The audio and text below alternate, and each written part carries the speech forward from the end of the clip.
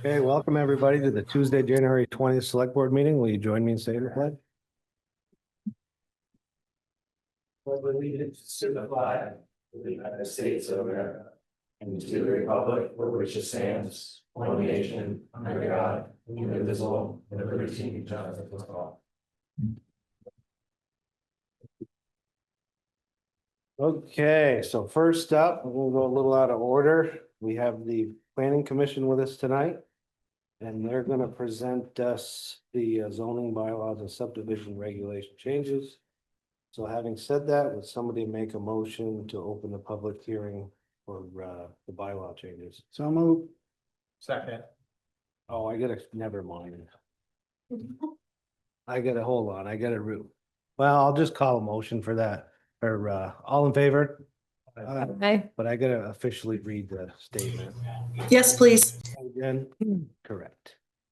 So notice is hereby given to the residents of the town of St. Albans that the select board will hold a public hearing on Tuesday, January 20th, 2026 at 6:30 PM in the St. Albans Town Hall to consider for adoption the following proposed zoning bylaw and subdivision regulations pursuant to Title 24 VSA Chapter 117. The bylaws affect the entire town of St. Albans. The purpose of the Unified Development Bylaws and subdivision regulations are to provide for orderly community growth and to implement the town plan.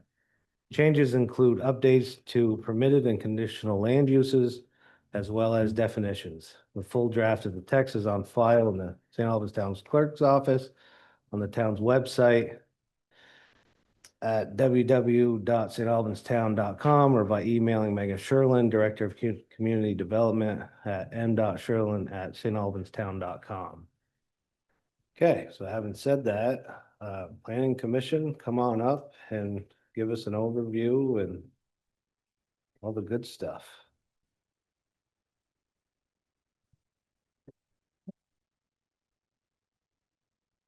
Want to share? Yeah, all right. Good evening. Welcome. How you guys doing? Not bad. Good. A lot warmer in here than it is outside. Yes, Yeah. and it's gonna get colder, so, Yeah. hopefully this is pretty straightforward. We have, I call them sort of housekeeping bylaw changes. That are a combination of, I think, items that staff had looked and it needed to be addressed and brought to the planning commission, as well as some things to conform to some of the, state's prioritization of housing and changes to 24 VSA, specifically, I think it's section 4464 B7, to ease restrictions on housing. So happy to go through them one by one, take questions as you like. So are you saying, sir, these are things that were necessarily brought forward just from you guys, or it's kind of directed by the state? A combination of all of the above. We have a larger change, TOD, transit oriented design, that we're working on, that we're hopefully going to bring in, but there are some things that we thought were important to address in the meantime and move forward. Some of them, I think some of the things brought to you were the definition of kennel, animal shelter. By a resident. And then some of the things in terms of easing housing as conditional uses were conformance with state statute. Would you mind, could you put it in layman's terms? I'm seeing like Lakeshore District, Conservation District, Rural District. They say permitted uses, all of them are removing residential uses from planned unit developments. And And make then most of them are removing planned unit development. So effectively, what is that doing? making housing more by right. So conditional use is when you have to apply 5 extra criteria and you have to look at things like the character of the area, their sort of subject. Yep. And so the state, as part of trying to help housing, passed a series of measures over the last few years. And one of them was in Title 24 under the conditional use criteria and said things that you really shouldn't be regulating and you should be allowing by right. And so Okay. some of the changes in terms of PUDs, planned unit developments, and housing were really meant to come in conformance with that and ease restrictions on housing. Are there areas where residential is not just automatic? It seems like Yes, it's being. removed industrial, from all- right? Just, So, is that the only one? correct. So anywhere that it's allowed now, it's going to be allowed by right as opposed to conditional. Gotcha. Okay, thank you.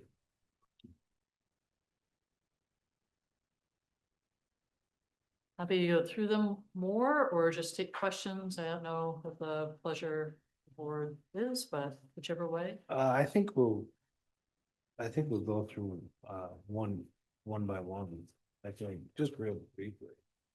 Just so anybody in the audience or anybody watching the. If we can just go through that first page. Or the first two pages of just the article, Sure. just the, Yeah. I don't know, just in case somebody, so they don't have to go try to find, they can Yeah, just listen. And I can probably do a little. Or you can summarize, you can say like Lake Shore Conservation we're doing, Yeah, because some of them are That- kind of the same. yeah. So, like you were saying, in the Lakeshore District, the Conservation District and the Rural District, we're removing just the word residential uses from the plan unit development section because we originally had split them out of mixed use where if it's only residential. So we're removing that because we're moving it to the permitted, the by right uses. Along with that, if you see that the conditional uses, it's removed, the plan unit development is removed from that as well. The reason why that's no longer conditional is because we review all of those same criteria in the PUD, the plan unit development criteria section. So it's almost like a double review for in that specific situation. Along with the rural district, we are removing a use that was all encompassed in one, which was a kennel, animal shelter, animal boarding, veterinary office. The reason why we're removing that and adding them in separately is because we've had two, possibly even three businesses now that have come to us wanting one of those, but they don't meet the criteria for all of them. So they're not able to open their business and they've gone to other places. This is obviously becoming a common new use. So that's just addressing this new, separating those out. And then as you'll see on the second page under definitions, we define them all separately. So we understand, zoning administrator understands what type of business goes in what category. In the commercial district, again, we're removing the residential uses from plan unit developments. We are adding dwelling accessory to commercial as a use. We're adding dwelling multi-unit small. These are all going into the permitted, the by right uses. And we're adding dwelling multi-unit large. The difference between small and large for the town, I believe, is 5 units up to 12 units is a small unit, and then 12 or 13 units and up would be considered a large. Multi-unit large. In the conditional uses for the commercial district, we are it's kind of a duplication. We're removing those items that we're moving up to permitted. And again, we're changing the kennel, animal shelter, animal boarding, veterinary office use, as well as removing the word small from equipment sales and service. That was something that was done in our definitions quite a few years ago, but it wasn't reflected in the uses. So there was kind of a contradiction there. So that's clearing up that small error there. In the industrial district, we're just removing the mixed uses planned unit development from conditional uses. The village core district is similar to the other ones. The only difference there is there's a dwelling for farm labor that's allowed in the village core district that is moving from conditional up to permitted. In the flood hazard overlay section, article 4.10, we're changing the word childcare to match the definition, just a clerical thing. And we're adding the word unit after accessory dwelling, just another quick note. The definitions that we're adding is to match so that we don't have contradictions between how the use is listed word for word and how the definition is listed. So you'll see the first two there, we're adding and service after equipment sales to match the exact use, adding and landfilling after excavation, adding and facility after family childcare home and facility, and then changing the definition for the kennel, animal shelter, boarding and veterinary office. And then updating the use chart, which is something that is kind of, it's a nice tool. It's a great tool. You just have a spreadsheet that you can find your use and find out in every district instead of trying to go through. So we're making that up to date with making sure everything matches across the whole book. And that really prepares us for the big changes, I think, that'll come from the transit-oriented development master plan. Just something for another night, but something that we welcome having a conversation with you all on before we bring it to your doorstep, because that's a pretty significant change to consider, so, we welcome a conversation on another night. Perfect. Anybody have any questions? Pretty straightforward stuff, I think.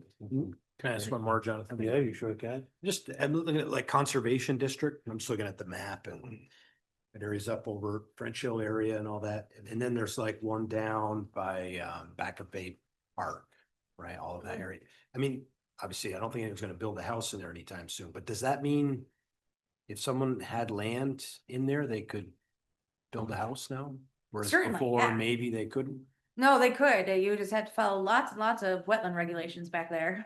So So- that's still, But it's a possibility. Right, and that's still in so place now. Yeah, that doesn't change from, no, so the only thing No is change. it's a different process, right? Instead of having to do the conditional use or the PUD regs is now it's just a by right use. Yeah. Yeah. So, and I still have to think get it a building permit. doesn't alleviate the wetland.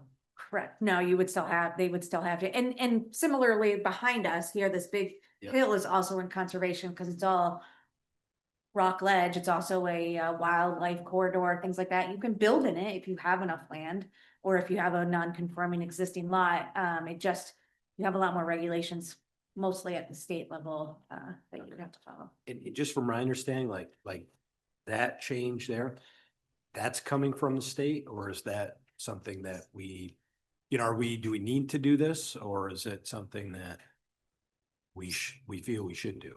So both, Yeah. because complying with state law is always a good thing. Yeah, well, But. Minus that part, yeah. So these were changes made, I think it was over 2 or 3 years ago. Mhm. Separate from, I think it actually predated Act 181, and it was Yeah. requiring that wherever you have housing, particularly with mixed use, or if it's conditional, is you really need to make it by right. And then I think it had different things about size, which gets Which to we some of did the, in April. right, which we did previously, we just hadn't gotten all the things nailed down. So hopefully with this, we're fully complying. And also, I think that's to some of the goals that we have with the transit-oriented development in terms of trying to incentivize housing too. So it's, I think both the state regs as well as it's something I think the commission is in agreement that is a good thing. And so with it like this, is it short of land being in land trust? Is there any way a town, I'm not saying we should or shouldn't, but is there any way a town could zone out residential buildings in certain areas? So they can and they will, and we have in our industrial district, Mhm. we don't allow for residential. So you can still have Just industrial? districts that you don't have housing. What the state's saying is if you are going to allow housing, just make the process easier. So that's, Yeah, and it just for me to more understand. Thank you. oh yeah, no, it's tough to understand. I think that's too, where we are looking at, as we're trying to incentivize housing with things and tools like the TOD, it's a little bit more complex to understand and administer, and we'll take support to get there. So I think that's a conversation for another night about how to support those sort of potential changes. Thank you. Okay, any other questions? Okay, hearing none. Do we have to hear this again, or can we make a motion to approve now? You can make a motion today, and then it would be effective in 21 days. from Okay. today. Date on these things. Yes, there's no date. So would somebody want to make a motion to approve the bylaw changes that we just heard? So moved. Cute. Second that. Okay, there's a second, no, Our motion and a second. Any further discussion? Hearing none, all in favor? Aye. Okay, motion carries. Thank you, planning commission. Thank you. Thank you. And you got, I- Jonathan, I- a printed copy that you can sign this first page here? Let me give him this I one. don't, but I'll take I'll it. give you this one. Like there's one right there. Yeah, do you want this one? Yeah, just give it the top. John, Hey. you need to make a motion to come out of the public hearing. Yep, will do. Thank you. Okay, so would somebody like to make a motion to close the public bylaw hearing? Second, Okay, all in favor? aye. Thank you. Okay, so moving on, Brian, we have public comment coming up and three more. We gotta do the warrants in the minutes and then like 10 minutes probably tops. Okay, warrants, Brian, you have the general fund warrants this week. That's a Here we big go. one. General fund warrant dated today, actually, January 20th, the 26th. Total amount of the warrants is one of our larger ones. It's $772,681.01. Items of note here. The largest one is our quarterly payment to the St. Albans Police Department. That amount is roughly $687,000. So that's a big chunk of that total. We also have just over $30,000 with our contract with Amcare. So those two together, those are some of the utilities we're supporting around, or services, I should say. We do have one that's $17,757 for work safe traffic control. So that's that traffic sign that we looked into, I think, a month or two ago, and we're paying for it and it's coming. I think it's coming tomorrow or this week. It should be here this week, but we have to wait until we can install it. Yeah, perfect. And then we got about 12,000 for an audit. So those four together make up almost 97% of our general fund warrant. But with that said, I'd make a motion that we pass the general fund warrant, the amount of $772,681.01. Second, Okay, got a motion and a second, all in favor? aye. Thank you. Okay, Jeff, you have, I think, two payroll. Yep, two payroll warrants, one dated January 9th, 2026, in the amount of $30,584.36. And the second one is dated January 16th, 2026, and that one's in the amount of $38,387.46. And I would make a motion that we approve these as presented. Second, Okay, got a motion and a second on the payroll. Any further questions? Hearing none, all in favor? aye. Okay, Jack, you have four miscellaneous warrants down. Mhm. Okay, first one is infrastructure development warrant in the amount of $16,140.95.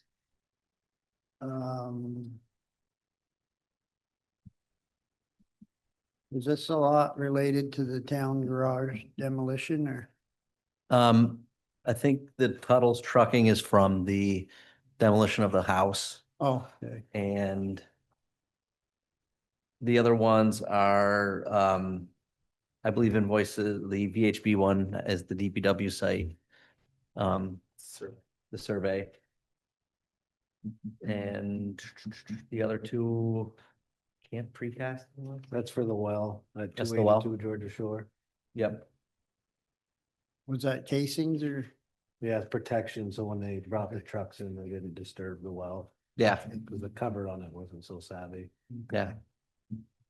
I guess, if you wanna. say that. Second one's in the amount of $1,071.28, and that is for mostly Green Mountain Power Electric for lights and sewage pump, and Champlain Associates, that has to do with the sewer too, right?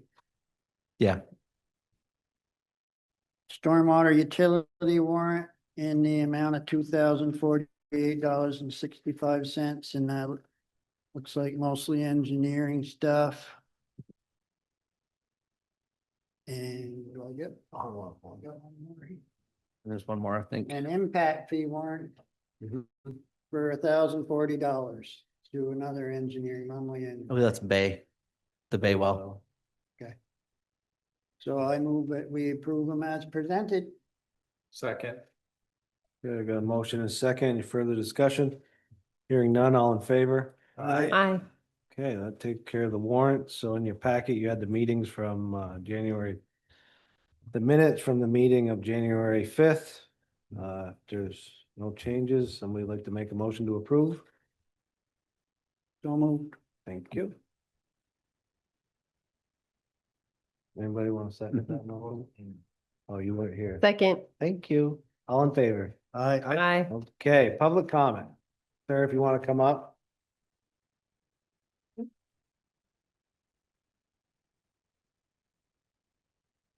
I'm Joe Teresa, I live at 6 Parsons Lane. So my question was related to the zoning, planning and DRB. And how those committees function related to state law. Specifically, if you're changing a zoning from, let's say, agricultural to residential, how is the general public notified? And is that stated in any town rules or regulations? I'm gonna let, That Corey's pretty good at this, so I'll let. Corey that's answer. governed by state law. And what you actually just saw here is part of that. So you have, it's actually quite an onerous process to do change bylaws. And what you didn't see there is like, they have their planning commission meetings where they talk about them for weeks or months on end. They have to warn meetings, which legally says is a newspaper, which we can debate. Do people still read a newspaper? And is that the appropriate place to warn meetings? But legally, that's where they have to do it. And then they have a public hearing where people can come and discuss that, and those are posted on our website, and there's 3 spots in town. It's the post office, the complex, and town hall, all those minute meetings. And then similarly, they have to come here to the select board, have a public hearing. We had to warn those in the paper and on our website and all of that. And then they have a public hearing, which was an opportunity for people to speak. And then there's the vote. If the select board sends it back, it goes back through that process. But in this case, they passed them tonight. So they still don't even go into effect for 21 days officially. So it gives people a chance to appeal or do what they ever need to do legally. When it comes to DRBs and zoning administrators and all that, that is all strictly laid out in state statute.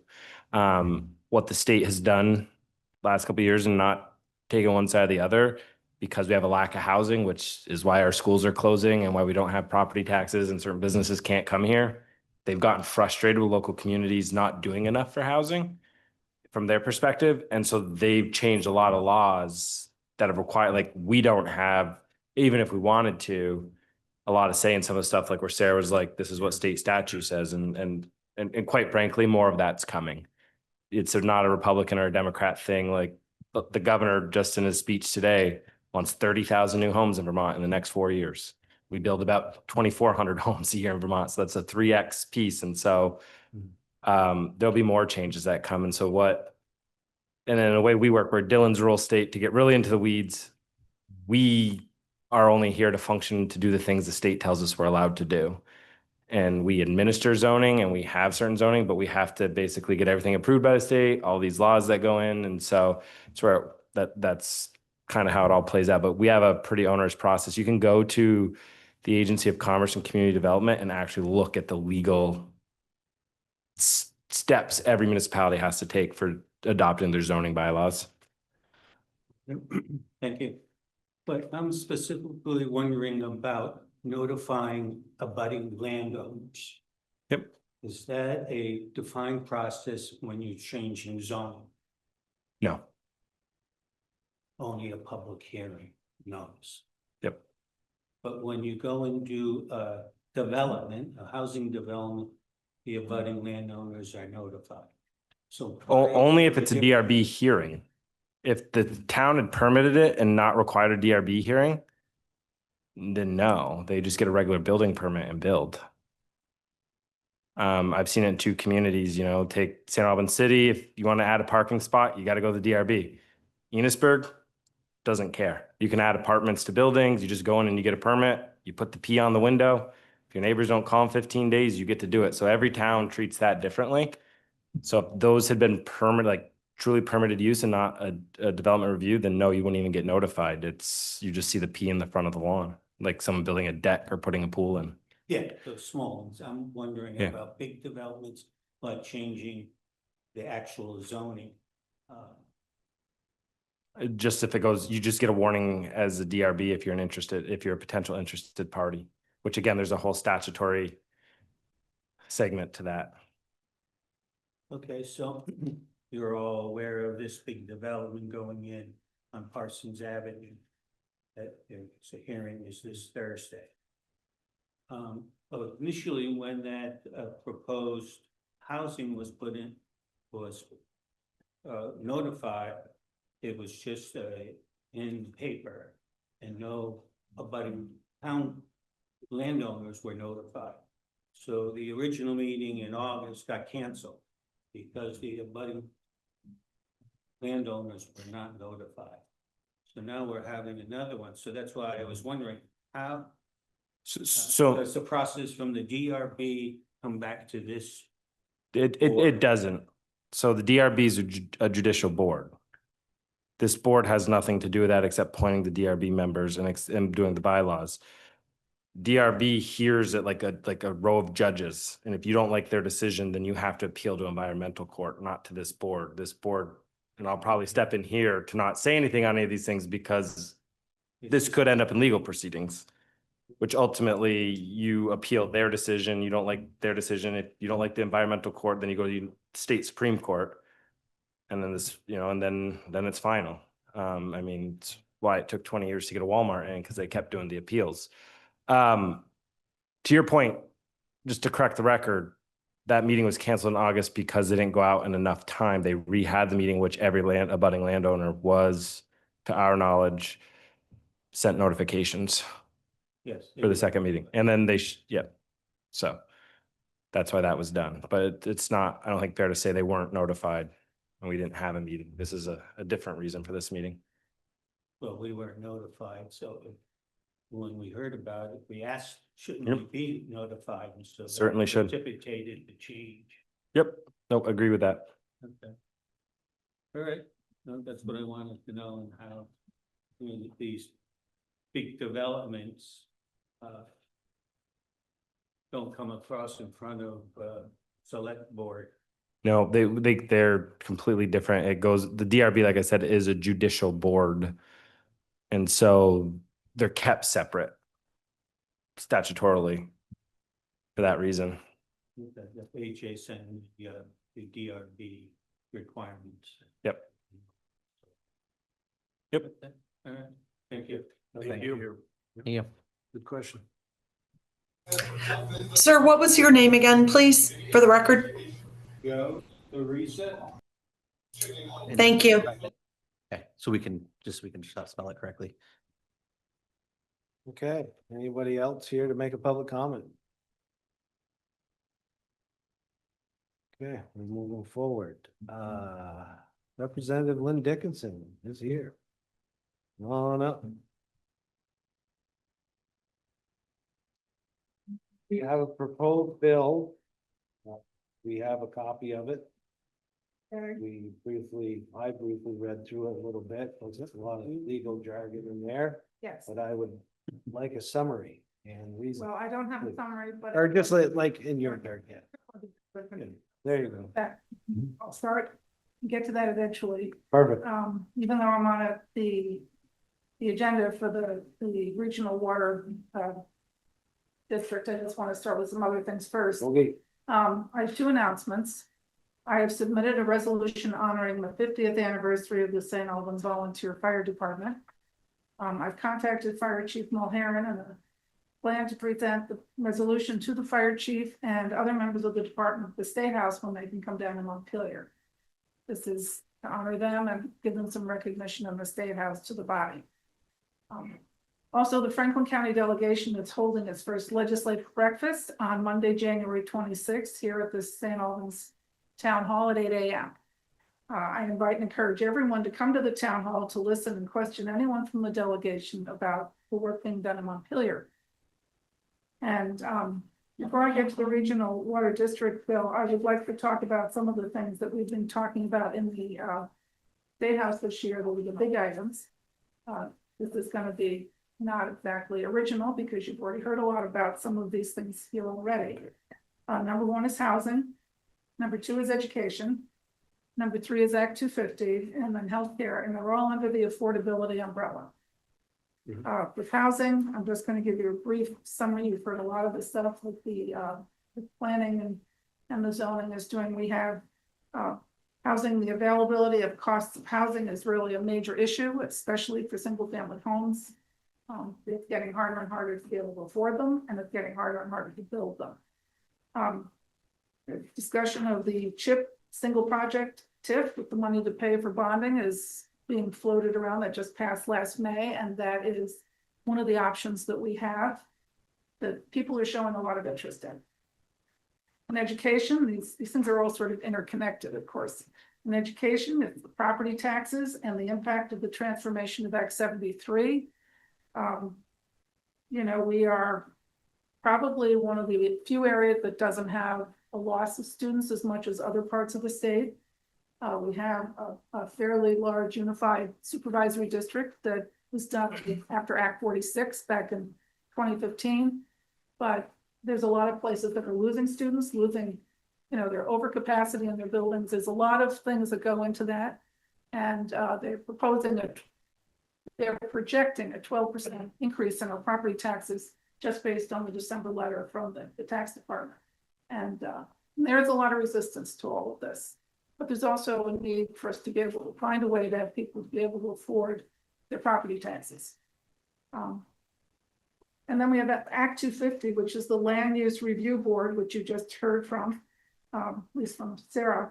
And this is the planning use of state land statewide to determine the 3 tiers that was passed a couple of years before that. So this is a bill that has, this is an statute that has, there's bills in the legislature that are trying to address some of the issues that are in that act.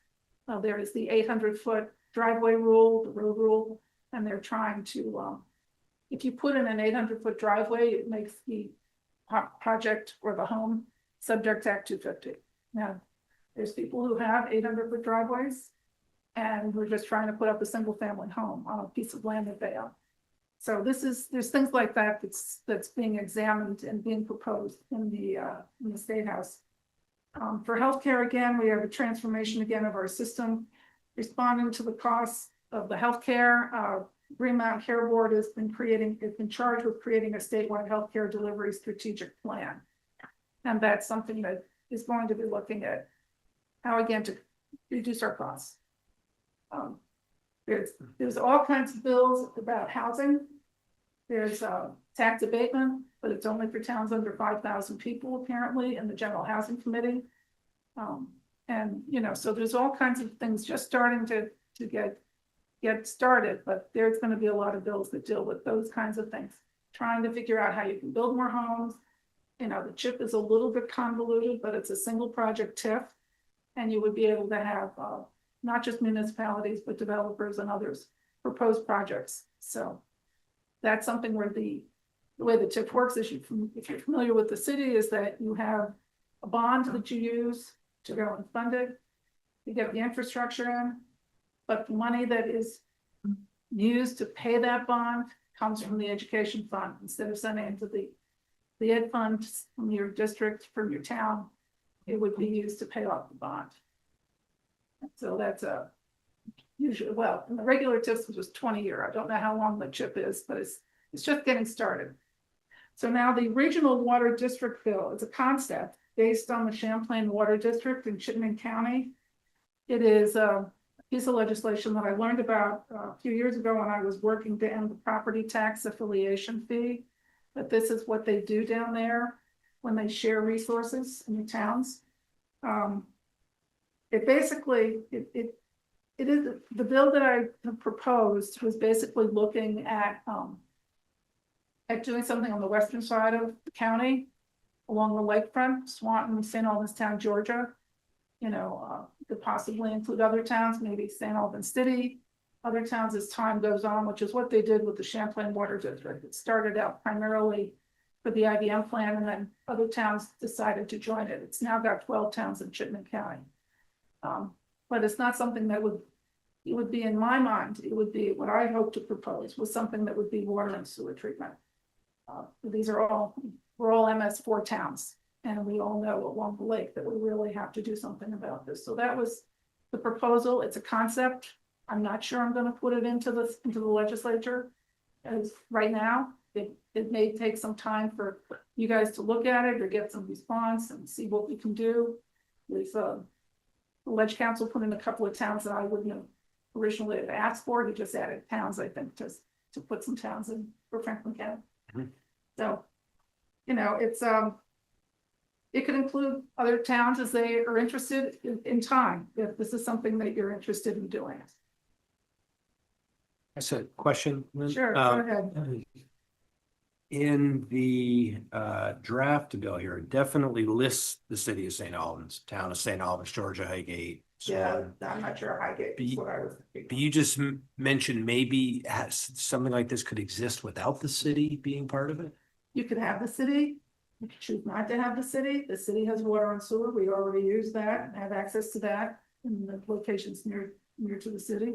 Swanton has water, and I believe it has sewer as well, and you could send that down the lake.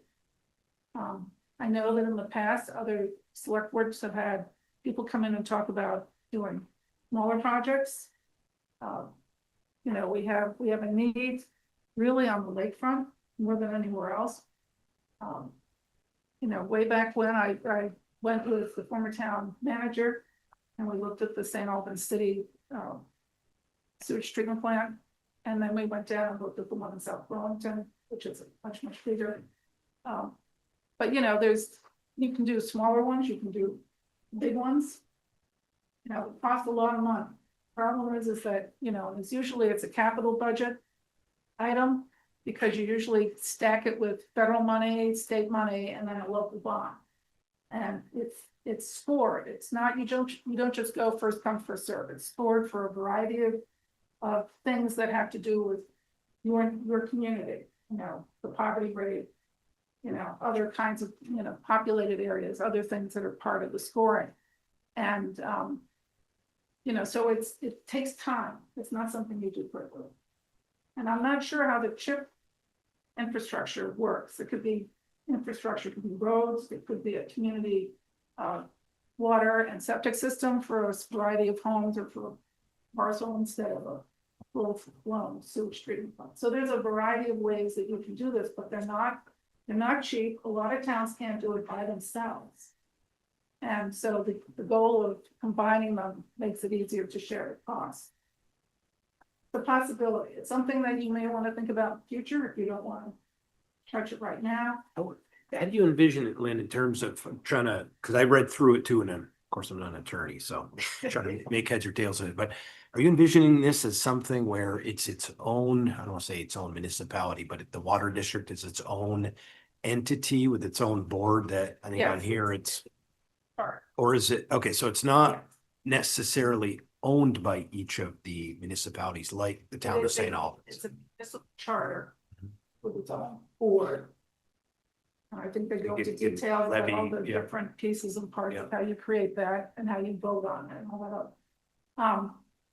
And from what I understand, the communities in the Champlain Water District, this is just the water district, this isn't the sewage treatment. I would think that, seems to me that what we need here is sewage treatment. You know, some kind of ability to be able to treat the water, the wastewater. Usually, like the cities combined, that's it. But what they do is they started it with maybe just a small couple of towns around the IBM complex, which needed a lot of water for the fabrication for chips. And then over time, towns voted to join in. And there's all that is in that legal, how you go and do it and how you get to add them to the group. But it's a municipal charter. So right now, all the towns have different rates for water per month. Would they all have to pay the same if they were part of the district? That board determines the rates. And that, I mean, that's what would happen is the municipal board would determine the rates, and then everybody, I don't know if they, whether it's prorated or what, population based or whatever, but it's, they determine the rates. Towns don't determine the rate. This municipal entity determines the rates. And it deals with all the other things that go into the process. But if you're a town, like it started out with Essex, they say Williston came in at some point, right? Yeah, I got, somewhere I read the list of the 12 towns, but I can't tell you what they are. Right now. So. Yeah, we looked at this years ago when, one of our earlier city town. Water sewer. Confrontations, seems to be, we used the Champlain district as a model. Yeah, I think, and I might be wrong, because it's been a while. If Williston joined, they ran their own pipes, didn't fall on the other. on the other, for their big development down there, yeah, Well, just to pipe the whole town, I think. yeah. Oh, that they had to bond it and do their own thing. I don't know the details about that individual group, that individual town. And I don't know how that district accommodated that. But yeah, if they did it themselves, they would have to pay for it themselves. And I don't know if they're, were in it and then they decided to get out and banned it or what, but. Yeah, it seems that each town that joined it, I mean, they were responsible for getting the pipes to the. Each town was. Yeah. Yeah, it might say that on that bill. Is that a question, Lynn? Because I kind of have a idea of what it might look like at the, say, an end product kind of thing. But getting there, I'm, like Swanton has a water sewer system set up Yeah. already. How would they, so to speak, join? That seems like a big asset they're bringing in. Would they get paid for that? Yeah, Would- in or- that bill, there is a place that says a town which has its own resources can join and be used as a part of the district. That would be, well, there's language in there, but I haven't, I'm not a lawyer either. And I haven't had a chance to ask walk through it with the ledge council, so I know exactly how the language works. But they have possibility of doing that, and I suspect that there's either a negotiation or some kind of proration or something that would accommodate it. Obviously, if they join, then you'll also have their facilities included in your upkeep and maintenance and all that other stuff. But it would be more organized and more where I want. Less contentious than what we've had sometimes with the city in the past. And it would be municipal entity that would have to follow state statute. If they say, I don't know, say the city didn't want to join, where would that leave the folks in the town who are already part of that system? They would just be part of that system. Stay there. Yeah, and then in new expansion, there'd almost be competition or potential competition, right? Yeah, I think there was. I'm just trying to understand. There was a discussion of Yeah. the Swan. Maybe Corey can remember this better than I can, but there was a discussion with people up in the north end. Swan. And the city provides, water and sewer to that. But I think that was something that they got under their skin a little. And so. Because there's other ways, you could just go to Swanton and just work with Swanton, or you could just do it on your own. Or other towns that may need it or may want to do it. It's just really important to realize that the way this new this Act 181, this land use, this 250 Replacement. it is geared mostly to providing relief from Act 250 for places that are tier 1. And for that, you need the infrastructure. The others are going to be subjected to much more scrutiny. Okay. Got it. So in a nutshell, no one's forced to join, but it would set up a municipal entity for towns to join into in order to work together to provide these services. Is that what I'm hearing in a nutshell? If towns want to do it, it's the format that's been set up and is pretty well established in statute. Mhm. I believe back when I was first on the down in the legislature, there was a water sewer statute that was put in. I don't know if it was put in for any one particular group of towns, but it was put in with the same idea. So that was done, unless it didn't get through the Senate. I don't know who did it in the House. It was structured the same way as this. Probably have more than one, but one more. There's the Champlain Water District. How many are already established in the state?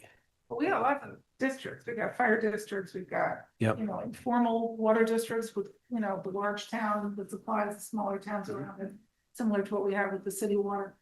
You can put the pipes out and take care of that. You can. But is the Champlain Water District the only one that's Yep. similar to this though?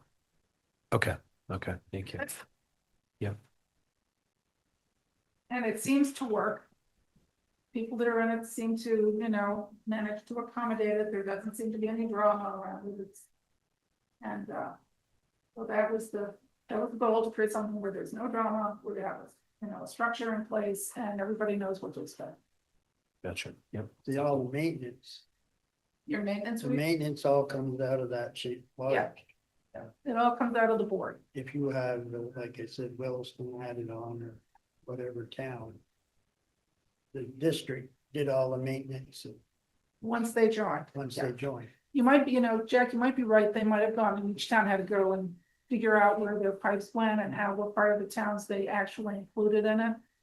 I know in Milton, I sit next to the town manager. And I was asking him about this today. He said not everything in Milton is on this district. They have it in their village, main commercial area. And then out in the outer areas, they don't have it at all. So you could probably decide you want to put it out the whole town, or you only want to put it in certain areas. And then after that, because you're in the district, they would take care of the normal maintenance, billing and all that kind of stuff. But it would only include the part that you've chosen to join with. So who puts up the cost for the initial infrastructure? Like, for instance, like when Champlain Water District came in, I'm probably assuming that IBM paid for that water intake plant down in Burlington. Like, That I don't know. Like, so if Georgia, St. Albans Town, Swanton, maybe the city wants part of it for whatever. Like, how does it get off the ground? Like, like how does the infrastructure get put in? Well, you would have to go and you would have to either stack the payments, the revenue from the federal government. The federal government would match up to 5-1 what you put in. So the federal government can, not all of them, but there's several programs for clean water and different things that will go and help fund that. It goes on this list. And then the state provides some as well from the DEC and some other parts of the natural resources. And the issue is that you stack it up and then you bond whatever you have to do to make it work. So yes, there would be costs and you have to bond. If you're all bonding it together, it's going to be cheaper than if one town's doing it. That's why it's so hard for these rural towns to be able to put this stuff in, because you're talking about tens of millions of dollars. Yeah, I mean, we know what it costs just to get up from the city down to the bay. And that, that's not a lot of spur either. It's pretty much just the mains. Yeah, oh yeah, it's Millions. incredibly expensive. Yeah, sure. And the number one is a group called the Rural Economic Development Working Group. This is called Red Wing. This is a group of legislators in our caucus. They've had it now for maybe 6 or 8 or 10 years. They have been trying to go and get rural economic development in these small towns and around the state. It's a variety of towns and legislators, and they're very good at getting legislation through. one of the things that they realize is that they have no way of being able to do this alone as a town. And so that's why they can't really develop commercial space or housing anymore, even, they can't use a TIF, they can't use any of the things that are already in the books to help a more developed area. A larger developed area, so. So this is information. This is not necessarily action. Just want you to, if you got any questions about it, I'd be happy to go and do some more research on it. I'll check on those towns. See what happened with both. Okay. So it does basically mirror what Champlain Water District's in The now, right? language So is taken. Take it from there, okay. It may not necessarily apply to what you wanted to do, Right, but that's where the language came yeah, gotcha. Okay, from. Okay. anybody got more questions? I think originally that water plant was in South Burlington down behind Target or that, right when you get off 189. Yeah. You go down in there. I mean, that place is huge. Yeah. And the lake's right behind it. So I mean, they had to pipe this water to Essex. So in that process, I'm sure you cross a lot of ground, which you drive down through there today is pretty well developed, so. It kind of made sense in that direction, because they were going to get there, they had to lay a lot of pipe. And I But I think know recently, all Burlington and South Burlington, they're all part of that. No, they're separate. Well, I don't think the city of Burlington, they have their own. I think they might have their own. Yeah, I have their I own. think they have their own. It's crazy as it may seem, because it's like right there in the backyard. That big tower by UVM, that Burlington's water. Yeah, they got the water system. Anyway, Okay, so I just want to remind all of you, the legislative breakfast is on Monday, January 26th, here at 8 a.m. awesome. See you there. Join us if you can. Okay, thank you for the update, Lynn. Thank you. Okay, thank you.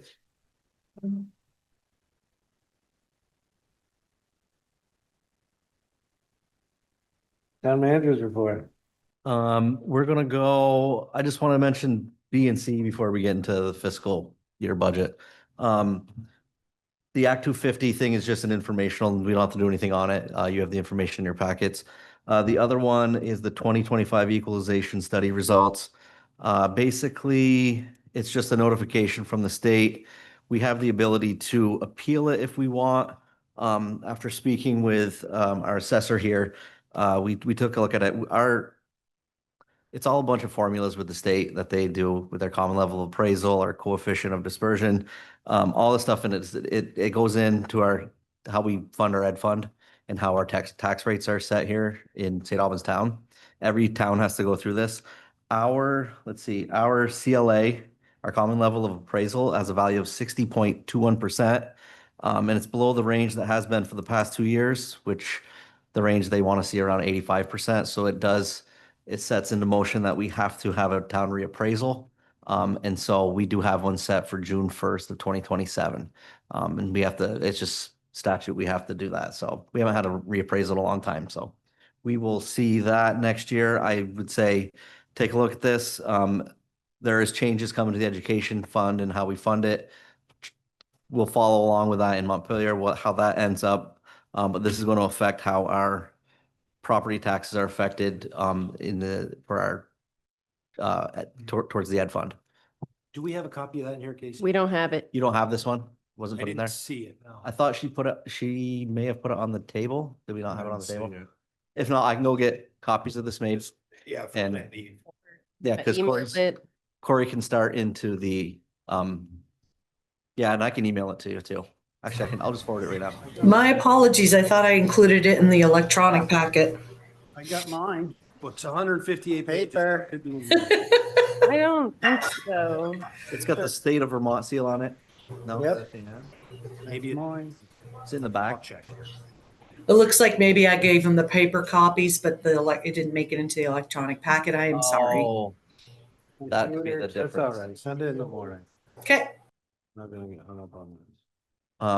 But that information is just gonna have, and then If there's no other questions about it, we can go into the fiscal year budget review. Corey's been working on this for quite some time, and I'll let him take the wheel on this. And Yeah, absolutely. Thank you, Casey. And Casey's had help. We're bringing you a budget that spends $7.741 million. That is up a little over about 2.2% from last year. $190-some-thousand. That's the target we were aiming for, as our grand list on average has grown about 2.17% the last couple of years. So the goal is the grand list grows at that and expenditures grow at the same amount. We don't have to increase the tax rate on voters. Remember, when people get their tax bill, about 80% of it is the school tax.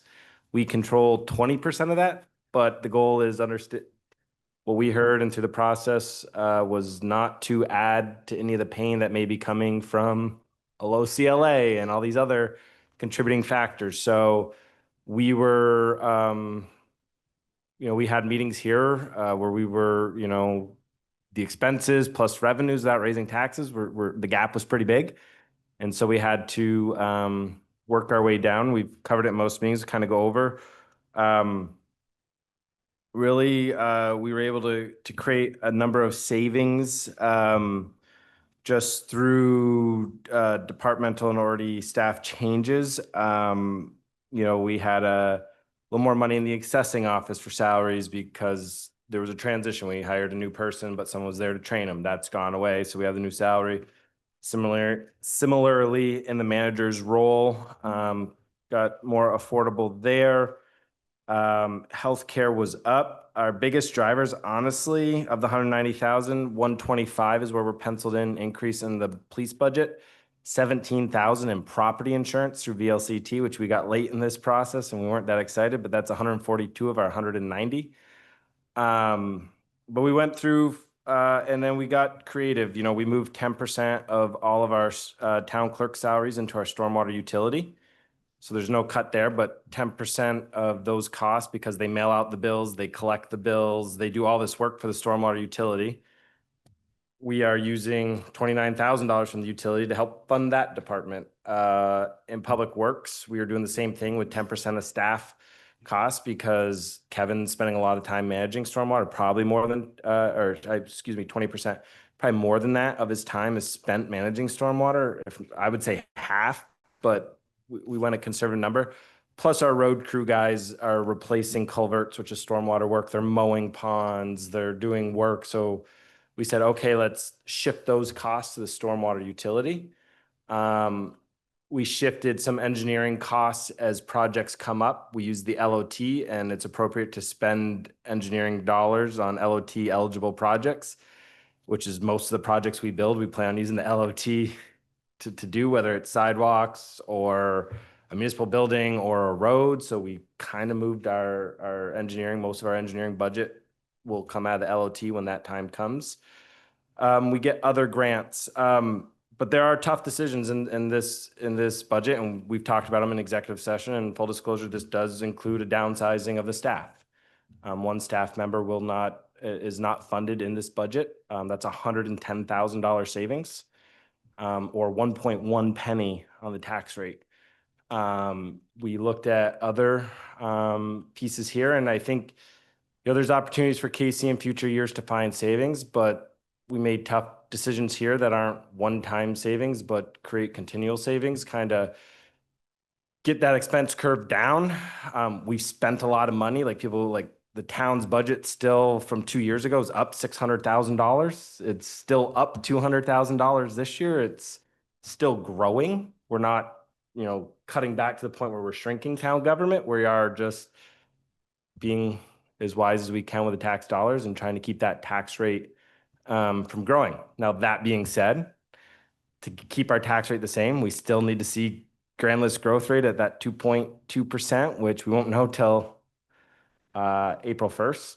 And then Casey and I, and you'll see in the questions, are anticipating being able to roll over a couple $100,000 in surplus just because we've been really good at getting grants and some other things. And that's traditionally the town's had a little bit of a rollover that's done that. So those two things allow us to buy down the rate, but we're still would be looking if the grand list didn't grow and we didn't have any rollover, you'd still be looking at a a 2 penny tax increase, if it weren't for those other pieces. So,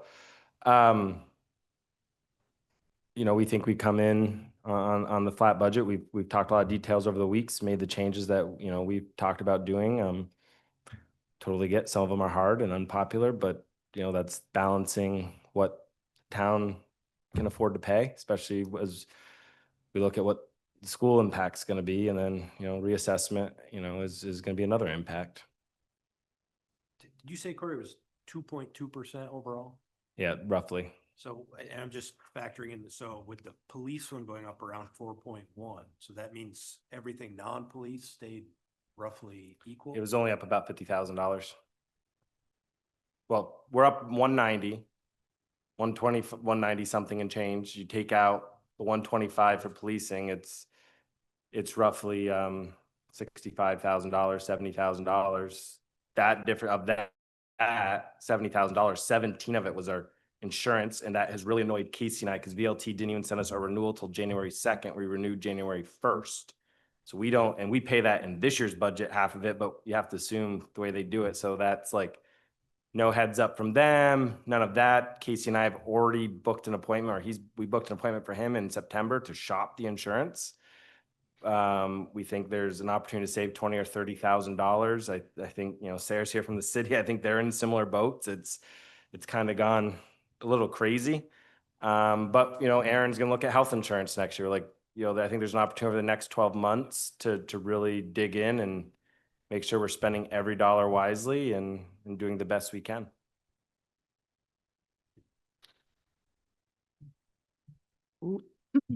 I have a question. How long are you gonna stay on as a consultant part-time? We have him in the budget till the end of this fiscal year, and we might look at, what the future of that looks like going forward from there, but we haven't made a full decision on that, but we have him on retained for FY 26. And there's no money in this budget for me. And how often are you coming in? So my rate's gone down to a third. So I'm just working with Casey on project. This morning I had breakfast with the developer about doing a project industrial park he's been trying to do for 7 years. So different set of work, but talking to him about that.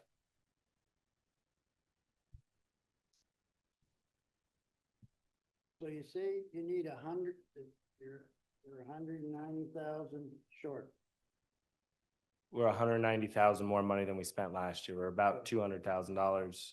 If you don't get grand list growth, we built in the assumption that grand list is growing at that 2%, so we'll get a little more revenue there. We were pretty conservative on what we typically get for grants, especially since the transportation fund has a $33 million short gap at the state. We didn't want to include all the transportation dollars we typically get from the state, because we don't know what decisions the legislature is going to make. So Put 300,000 from last year's fund back.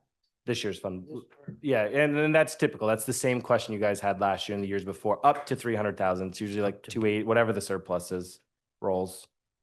So, I mean, you did a bunch of shifting around. Why can't we take some money out of the LOT and level fund this budget?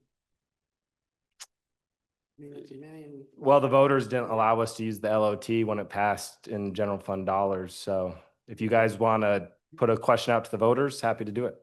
Could shift that money into public works paving or some of that stuff, right? You certainly could.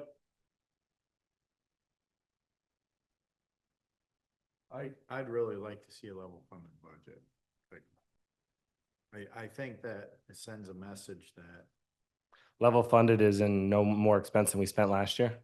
at level funding is a 0% increase to the taxpayer. I think we're there. It's just, we got to wait till April 1 to see it with the property tax increase. We have to send a message somehow to Montpelier that Yep. this cannot continue. Something's got to give, and if they won't give, we're gonna have to give. And I hear, I'm 100% with you. In this budget, they will see a 0% increase in their property tax from the municipality of St. Albans Town. Any increase they see will come from the ed fund. Not necessarily because the CLA rate's lower though. So you are gonna see an increase. Yeah, You'd have to go the opposite way. You'd have to bring this budget down, what, 400,000 from last year's spending due to the Yeah. CLA rate change. Right? yeah. But that would be on the school side though, right? Because the CLA affects the school side. School side. Sorry, misspoke, sorry. There's nothing we can do about the school side. Right, that's just the Other school than side. I vote. The only, even, Correct. Correct, that's. the only thing we can do on the school side is the reappraisal, get more kids with this new funding formula in our school. Because the new funding formula, it's about 14,000 per kid. So when everyone says new housing is bad for the school, it's not under the new formula. We need more kids in our school because we'll draw more state dollars from down. So we need more kids in our school to long term to bring that down. You know, and then the state has to address their issues. I mean, governor's given 2 speeches on it this month. It's his biggest priority. It's the legislature's. Unfortunately, we don't get to address that in this room with this budget. It is frustrating. So, but people have to address it. Yeah. At their kitchen table.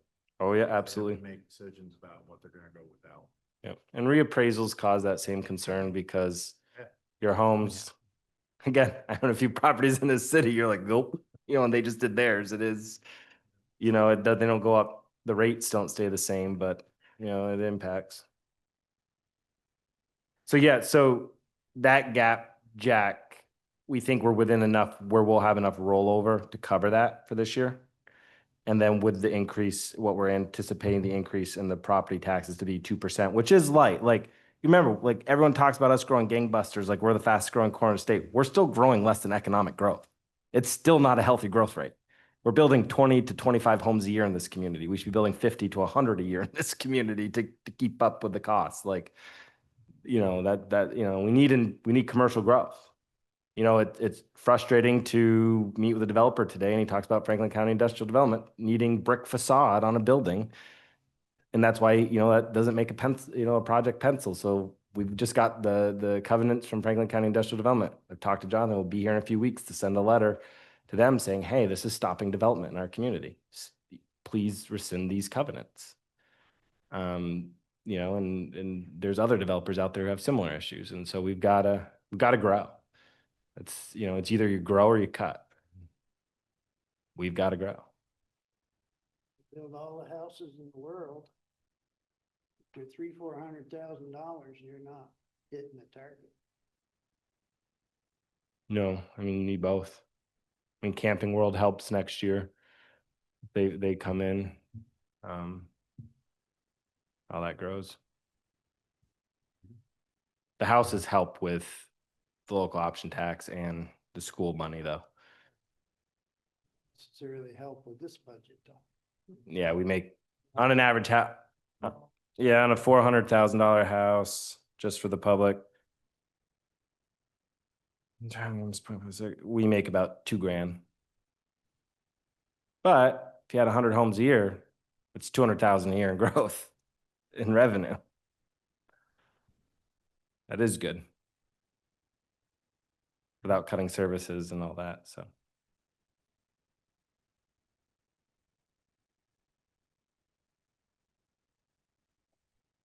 More questions or concerns? Nope. Well, I still think we should try to level so there's no increase. That's my thought. We've got the money to do it. Are we talking about doing that? Well, That would work. If we were to do that, Corey, what types of things would we be able to use the LOT on? Probably, to be 100% honest with you, is I would move some of the town manager's salary into the stormwater utility first and foremost. We don't have any of that office's expense, but he still manages, they manage stormwater utility. So I would move more money there.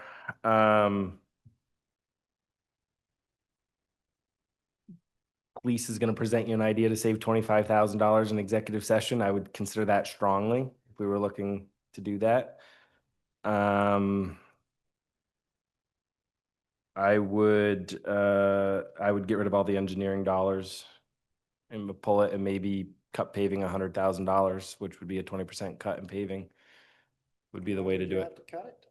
Well, you would move from the LOT in, but again, I think we would have to put that as a Article 4 to the voter. Cause the Use it for infrastructure. infrastructure development and maintenance of that infrastructure that we built. We didn't build any of these roads we have in the town with LOT. I'd want a legal opinion before I knew otherwise, or I would just ask the vote.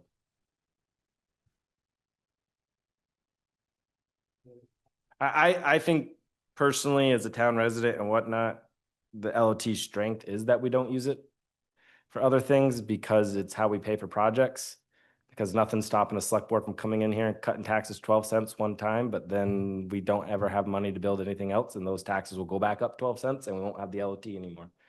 And then when you have a recession and sales taxes are down, now you're living off of macroeconomic forces that are up and down. I just think we're just holding on to too much money. You know, when you come from somebody like me that was a selectman years ago and we didn't have a dime. Yep. You know, what are we holding on to it for when it can help the situation right now? If we hear Jack, but on the other hand, we got fire department to buy and won't raise it. Stonehouse roof. Won't raise a dime on the, on property taxes, if we use the LOT with that. So that's, on the other hand, having that back pocket. We're also is one of the huge. few towns that has sinking reserve funds for vehicles, like, Mhm. and why not cut a reserve fund for the fire department or the public works trucks? Because of those reserve funds, you're where you are now. That's You're exactly gonna it. So it's the balance is, do we start dipping into them?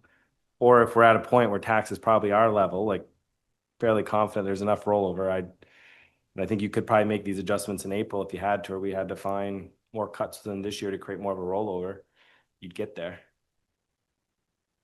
Yeah, so our difference again is around, we'll call it 300,000, and you think we're probably gonna get 300,000 in rollover. 300 would give us more than enough. Yeah. 200, our difference is about 200.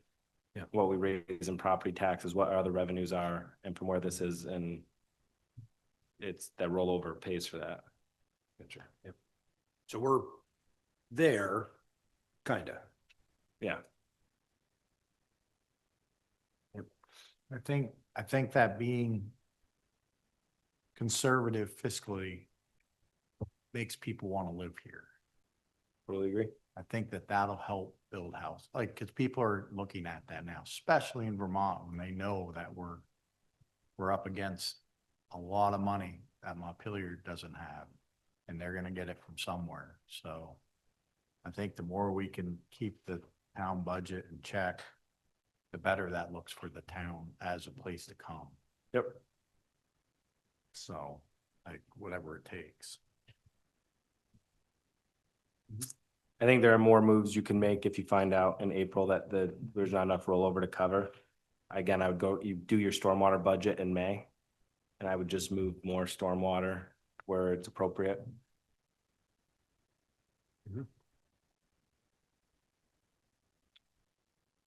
Can you do that? That point of the game? I don't see why not. Because the article is just a number. Right? Yeah. You don't have to spend up to, right? It's the budget with up to, Estimated. yep, With estimated, so that number is. fluid. yep. I don't know, I have confidence that you were slightly conservative on the estimates from the team. I know you drilled down on much as you could drill down. I'm not a real big fan of dipping in that infrastructure fund just because we have a lot of projects to get through and we haven't even broke ground on most of them. Yeah, the other thing we could do, if you wanted to increase the rollover on Article 3 within this year's budget, Casey, we could push more expenses into the stormwater utility and other things in this year to create a larger rollover for next year. But you can do that in April. I don't like the question. You've always asked in the town the dollar amount on the rollover. I would just say surplus funds maybe, because like if we have $382,000, what do we do with the 82,000? Like you don't know where your budget's fully coming out at. So Anna, is there a reason why we have to have the listed amount or can we just say surplus funds? You could say surplus fund, but,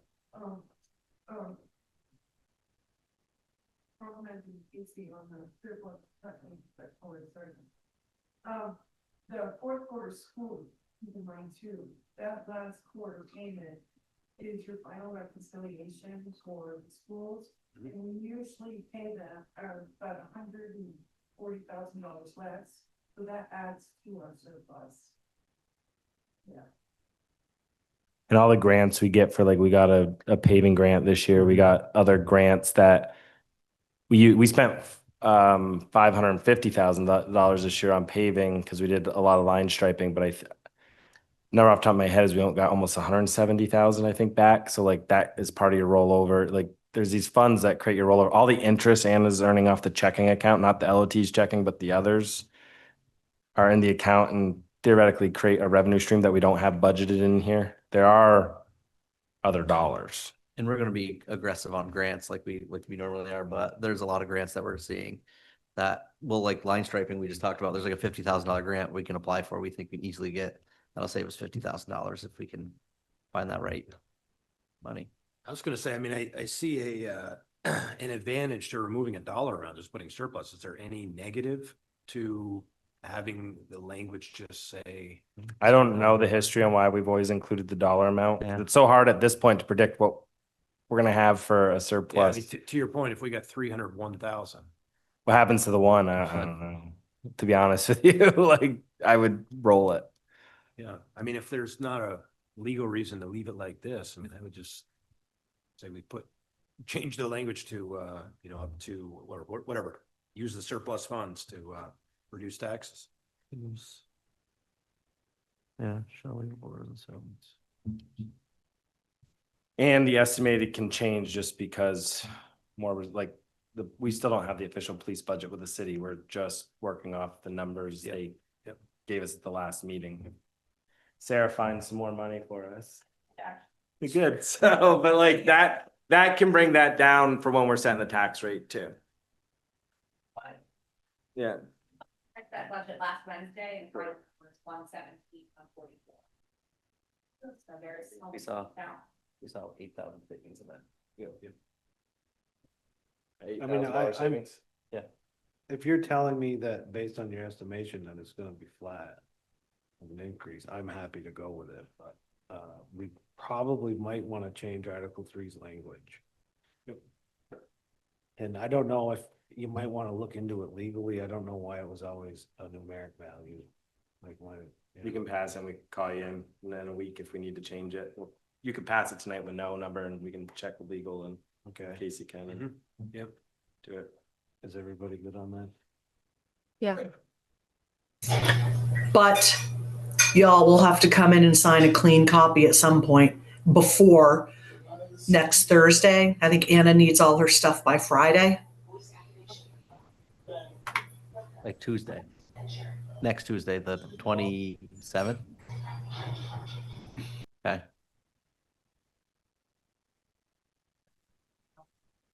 So we would need a clean copy by, we'll say by Monday. If we can do that, if you'd be willing to.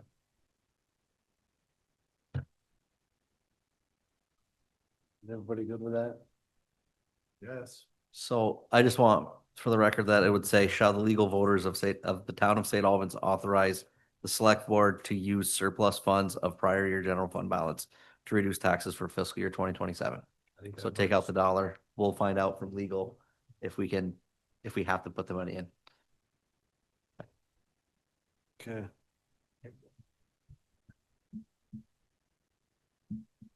Well, I'm gonna read this and then somebody can make a motion to approve the ballot language. Okay, the legal voters of St. Albans are hereby warned to meet in the Collins Purley Sports Center at 890 Fairfax Road in St. Albans, Vermont on Tuesday, March 3rd, 2026 to vote on the articles herein set forth. Articles 1 through 3 are to be voted on by Australian ballot. The polls open at 7 a.m., close at 7 p.m. Article 1 is to elect from the legal voters of said town the following officers: select person for a term of 2 years, select person for a term of 3 years, town constable for a term of 1 year, library trustee for a term of 3 years. Article 2, shall the legal voters of the town of St. Albans authorize the select board to spend an estimated $7,741,642.45 for the town general expenses, of which $6,834,610.45 is to be raised by taxes. Article 3, shall the legal voters of the town of St. Albans authorize the select board to use surplus funds of prior year general fund balance to reduce taxes for fiscal year 2027. So having said that, would somebody like to make a motion to approve those 3 articles on the ballot? Yep, so moved. Second. All in favor? Aye. Aye. Okay, motion passes. Okay, It's fun. yeah, as usual. What about a motion to approve the budget? Yes. You know, we just do that. No, you just approve the warning. You need to approve the budget. The warning, now you get, yeah, now you get the budget. So what is that? Thanks, Ted. What Yep. number is that? Is that the 7 million? 7 million. 7.741. Okay, so would somebody like to make a motion to approve the fiscal year budget 2027 in the amount of $7,741,642.45? So moved. Yep, second. All in favor? Aye. Thank you. Jeff, did you vote? Yes, I did. Thank you. Affirmative. I didn't hear you. Thank you. Okay. Anything else from the town manager's office? No, thank you very much. Awesome. Okay, moving on. Number 8, other business. Anybody? on- Yeah, just one thing, actually, Sarah's here, but Sarah, usually, I just read the police and dispatch summary budget, so I'm just doing that for everyone here. So that's Q2, and just to let everyone know, so the, we're exactly, of course, halfway through the fiscal year. Sarah pointed out, we're 13 payrolls out of 26, so we're right at the halfway point. The police expenditures is right on budget. We're at 52.9%, which is, as pointed out, also there's some expenses that are front loaded, so we're actually right on in the median number. The dispatch portion of the budget is at 50.7, so same piece there. And again, we're right where we need to be, and that includes, of course, this past summer's extra expenses when that as that comes up here. So just let everyone know we're, again, every quarter we're checking that, taking a measure here, and we're on where we need to be at this point here. So just wanted to announce that. Okay, I have business. Go ahead. So when is Kevin presenting the survey of the old DPW, and can you email the survey to the select board? Yes, I can email it. We were hoping, if he's got a few more people to talk to, but February 2nd. Okay. At the February 2nd meeting, that is proposed for our next meeting. I have something as well. Oh, I have more too. Go ahead. And then I read in the town manager's report that the automatic gates RFP was reviewed. Are we moving forward with the automatic gates for the parks? Yeah. We are trying to figure out, right now, we have getting power over there, and any kind of historic preservation that we have to do with the state at the Bay Park. I don't think it'll be an issue for Cohen Park, but for Bay Park, that'll be an issue we have to clear up before. Archaeology. Every time we dig in the park, we have to go through the hoops. And I have one more question. When are we getting the Bay sidewalk designed? Like, when are we putting out the proposal to get that designed? Have you guys talked about it? We haven't. I can check in with. I'll talk about that. I mean, we talked about it a while ago. Yeah. Back a couple of years ago, back when this board, not this board, but a few members on the board, when we decided to do 3 sidewalk projects, because we were sick and tired of topping them and actually put some in the ground. So we did a couple on the south end of Route 7, and this one was talked about down here. there was some engineering being done into regards of sewer infrastructure, and we didn't want to lay a sidewalk just to dig it up. Mhm. A few years later, because we thought infrastructure down here was water and sewer was gonna happen sooner than later. And I think that still has a little bit of movement with the future of the chip program that's happening. So I don't know if it's in, I remember Dave Allerton, I think he was working on some easements or possibly working on that too, but I think that kind of got shot down because we didn't want to dig up the sidewalk, especially if we're gonna redo that intersection and the intersection down at the Bay Store / Bayside Restaurant. So that's where we left it. That's kind of the status of where that And was. that all hinged upon us taking over Route Route 36, 36, which where. appears to be flooding. Right. Yep. So I that think if I'm not mistaken, we approved the funding for it. Just we a matter approved a of- certain amount, it was like 125 or 175,000 for each project. But I'm sure we burnt that up on the south end of Route 7 with all the extras. But you told me earlier today that we are working out the legal contract with the state of Vermont to take Yeah. over Route 36. So we don't have to ask permission if we do water and sewer infrastructure. Because if we take it over now, they still technically own the land below the road. So if we ever wanted to do anything, we'd have to go through AOT, which is always an act of Congress. And we have stormwater coordinator looking at any infrastructure underneath the roads. If there's like a large culvert that we just might not have thought about asking the state to repair that before we would take it over and be responsible for it. So you don't get into an issue where we were up at like French Hill where we had that huge culvert project, but that could be an issue, but I don't think that's really gonna be This is a problem. decent size, but they're not like box culvert. Yeah. I think we were talking about the one below the fire station. Yeah. no, Yeah. no.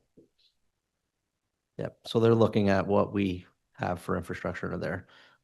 What might be something to ask for replacing, and we have some language, we worked with our lawyer that we're gonna be sending to the state, because it's just to get it finalized, to see what they say, because I know that us having to beg for permission to do anything there, especially when we want to bring water and sewer down to the bay, is just not something we don't really want to do, is beg for permission every time we want to do something. That's why we are taking over the road. So it is moving forward. Yeah, I Saying mean, we ended all the irons. yeah, wrinkled, yep. Or the wrinkles ironed out. There is a revenue bump, we take it, but there's also costs and stuff, so. But we will lose the stormwater money. And they're only from the state, because if we take over the road, we lose the stormwater money, which, by the rate they pay us to take over the road, anyway, it's about a wash. So we're Yeah. trying to get a little more out of it. Well, we got them to take over the road down to the prison years ago. Okay. Or beyond that. I think Jeff. Yeah, so, I talked to Casey about this and, Yeah, a court decision was rendered, I think in December, that allows municipalities to regulate agriculture on any issue outside of the required agricultural practices. And so basically now towns can regulate farms. And I would like to talk about at some point Mhm. passing an ordinance that does exactly the opposite and leaves it the way it is now and does not put additional town municipal resources and makes farmers come before boards to do normal farming stuff. That doesn't make sense to me. So, but I know other towns are going to, and maybe they need to, but I don't think that we're at the point where we need to do that. So anyway, that's something I would like to get ironed out sooner than later, just to be out in front of it. What would a town want to write, or what would the state? So what it came over, well, what this was over was, someone growing ducks in their backyard. And the neighbors got upset and they were like, oh, it's a farm. And it didn't end up, and the judge said, no, it's not a farm, it's a municipal thing, but. So the farm had, I don't know what the outcome was, but I think the decision went against the duck farmer, and maybe it should in that situation. But if I know that the fear is that towns could pass ordinances that say no feed trucks on the roads between such and such hours. Noise concerns, any, people can conjure up all kinds of things. Oh, sure. It would be nice just to have an ordinance that says that things will continue the way they are until there's a need to change. I don't think there is, no one's brought forward anything that says there is. I mean, you could get into a whole bunch of stuff. It's better just to have an ordinance that says that we're gonna keep the status quo. I just don't know how to do that. I'm looking into seeing if any other municipality has done anything and just seeing what we have on the books for ordinances and how we can. Yeah, it's super, Jump in front of it. it's less than a month old. I think it was like a December decision or November. That's on your radar. Yeah. Thank you. All right. Anybody else?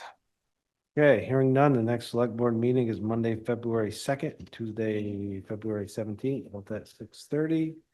And now we're gonna would somebody like to make a motion to go into executive session to discuss a contractual matter where premature general public knowledge of the subject matter would place the town at a substantial disadvantage. It was further moved to enter into executive session to discuss a contractual matter under provisions of Title I, Section 313A1 of the Vermont statutes, and to invite the town manager Casey Doof and Corey Parent.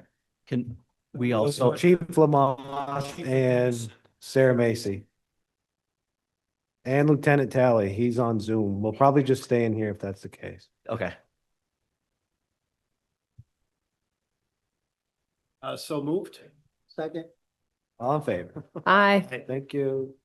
all right, Thinking we were mid, we're going to, I'll We keep were- Zoom back on. Thank you, everybody.